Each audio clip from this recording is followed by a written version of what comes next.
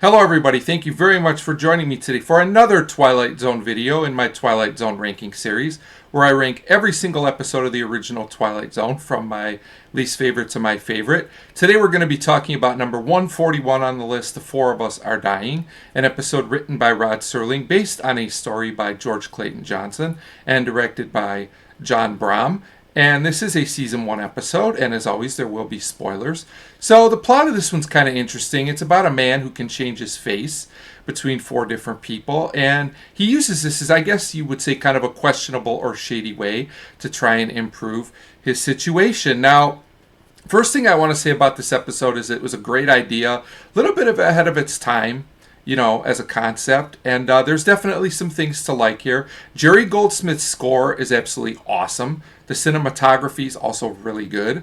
Also enjoyed a supporting performance by Beverly Garland as a lounge singer. That's really great. All the other acting is pretty good as well. It's a pretty well acted episode.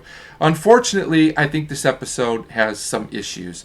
So the first problem is, and this is probably the only episode I would say this about in the whole series, I think this episode needed more time. I think this would have worked better as an hour-long episode. The reason for this is they try and pack in 4 different stories for, as the main character keeps changing his face. And each story feels incomplete and kind of fragmented and kind of rushed. Just as I get invested in what's happening, we get shifted to something else, kind of another part of the plot. And it just feels a bit unsatisfying for me. I feel like all the individual parts are interesting, but as a whole, it doesn't totally work. Like we have a romance plot between, like one of the characters and the lounge singer, which is Beverly Garland's character. Then we have like a father-son dramatic plot. Then we have a gangster plot. It's just too much to fit into 25 minutes, and it wasn't really totally satisfactory to me. Like I said, it's not terrible to watch, but it just didn't flow well together.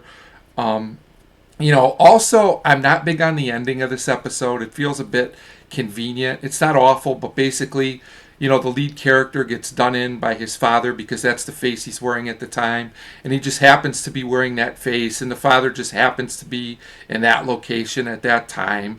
And it just feels a little rushed and a little convenient for Twilight Zone, which usually doesn't do this kind of plotting.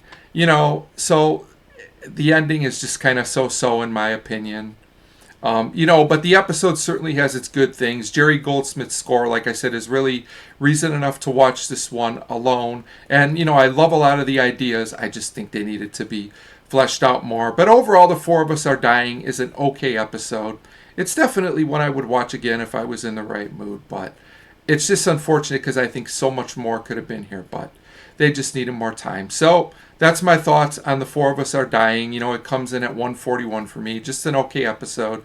Next up on the list will be number 140. As always, feel free to leave a comment on what you thought of this episode, The Four of Us Are Dying, if you thought maybe I had it too high or too low on the list.